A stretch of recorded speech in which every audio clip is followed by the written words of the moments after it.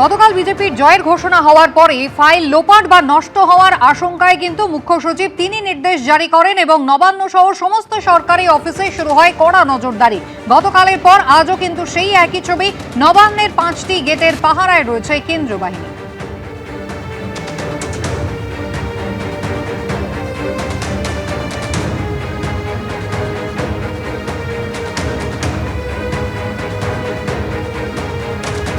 রাজ্য পুলিশের পাশাপাশি কেন্দ্রীয় বাহিনী নবান্নের নিরাপত্তার দায়িত্বে।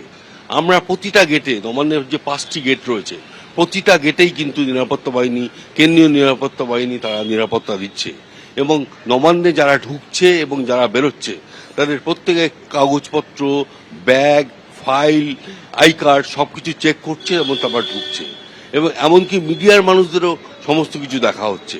এর কারণ যেটা সেটা জানা গেল যে নবান্নে পালা বদলের সাথে সাথেই গতকাল মুখ্য সচিব একটি বৈঠক করেন উচ্চ পর্যায়ে। সেই বৈঠকে সিদ্ধান্ত হয় যে নবান্নের দায়িত্বে, আপাতত নিরাপত্তার দায়িত্বে কেন্দ্রীয় বাহিনীকেও রাখা হবে পুলিশের পাশাপাশি। তারপরই কেন্দ্রীয় বাহিনী ডেকে নেওয়া হয় নবান্নের তরফ থেকে। এবং আরও যেটা বিষয়, তারপরই রাজ্য সরকারের তরফ থেকে যে সার্কুলারটা বেরোয় তাতে বলা আছে যে রাজ্যের যাতে কোনো ফাইল, কোনো দপ্তরের যাতে কোনো ফাইল, কোনো অফিসার যাতে ট্যাম্পার করতে না পারে বা নষ্ট করতে না পারে এবং ফাইল যাতে নবান্ন থেকে বেরিয়ে না যায় এবং সেই ব্যাপারে সতর্ক দৃষ্টি রাখতে হবে। এবং আজকে যেটা গতকালও ছিল এবং আজকেও যেটা দেখা গেল যে কেন্দ্রীয় বাহিনী সেই কাজটাই মূলত করছে। প্রত্যেকের ব্যাগ সার্চ করছে, তাদের আই কার্ড দেখছে, তারপর তাদেরকে ঢুকতে দিচ্ছে এবং তারপর বেরোতে দিচ্ছে।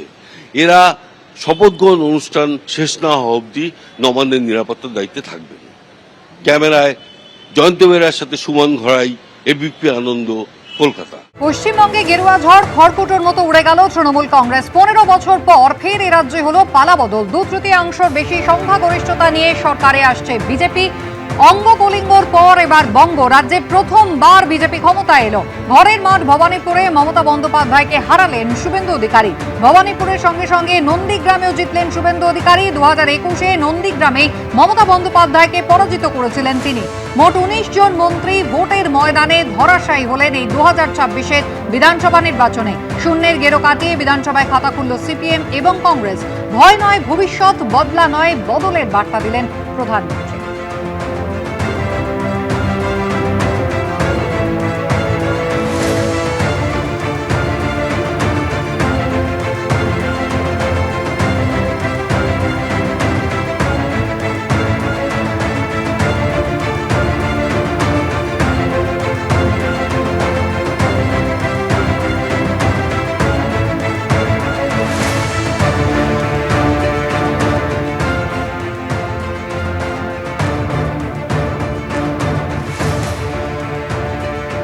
শেষ হয়েও হলো না শেষ। গতকাল 293টা আসনের ভোট গণনা ছিল, আপনারা জানেন। যদিও তার মধ্যে এখনো পর্যন্ত রাজারহাট নিউ টাউন বিধানসভা কেন্দ্রে কিন্তু ফের পুনর্গণনা করা হচ্ছে।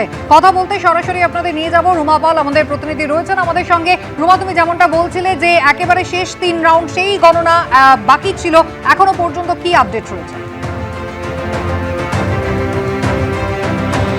দেখো, কিছুক্ষণ আগেই জানাচ্ছিলাম, বেশ কয়েক ঘন্টার আগের একটা চিত্র যেটা ওয়েবসাইটে দেখা যাচ্ছে যে 18 রাউন্ডের মধ্যে 17 রাউন্ড গণনা হয়েছে।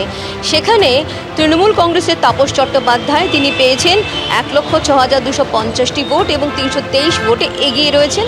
যেখানে পীয়ূষ কানোরিয়া যিনি বিজেপির, তিনি 1,05,927টি ভোট পেয়েছেন, 323 ভোটে পিছিয়ে রয়েছেন।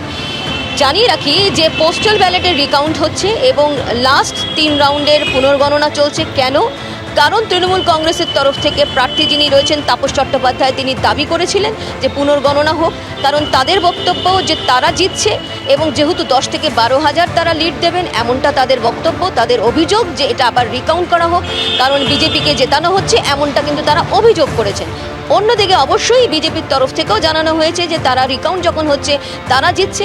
এই ধরনের পরিস্থিতির মধ্যে কমিশন সিদ্ধান্ত নিয়েছে এটা পুনর্গণনা করা হবে এবং সেই কারণেই কিন্তু পোস্টাল ব্যালটে পুনর্গণনা এবং তার সঙ্গে লাস্ট 3 রাউন্ড যেটা রয়েছে সেটা পুনর্গণনা চলছে এবং পুনর্গণনা অনেকটাই এগিয়েছে। সেক্ষেত্রে অবশ্যই যখন ওয়েবসাইটে এটা আপলোড করা হবে সেটাই কিন্তু অফিসিয়ালি ডিক্লেয়ার করা হবে কমিশনের তরফ থেকে যে আদপে কে জিতছে। এবং এটা ঠিক যে তৃণমূল কংগ্রেসের তরফ থেকে যে দাবি করা হয়েছিল সেই দাবি মেনেই কিন্তু পুনর্গণনা চলছে। ধন্যবাদ। পশ্চিমবঙ্গে গেরুয়া ঝড় খড়কুটোর মতো উড়ে গেল তৃণমূল কংগ্রেস। 15 বছর পর ফের এ রাজ্যে হলো পালাবদল। 2/3 বেশি সংখ্যাগরিষ্ঠতা নিয়ে সরকারে আসছে বিজেপি। অঙ্গ কলিঙ্গর পর এবার বঙ্গ রাজ্যে প্রথমবার বিজেপি ক্ষমতায় এলো।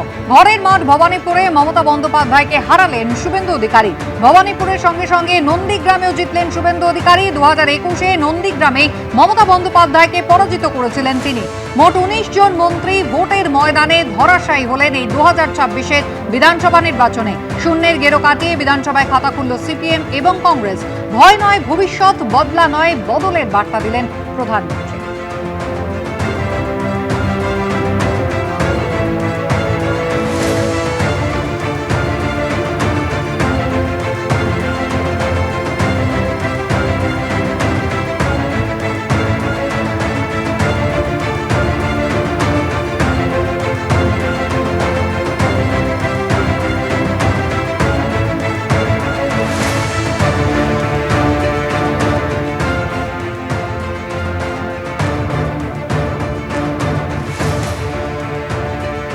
এবিপি আনন্দ, এগিয়ে থাকে, এগিয়ে রাখে।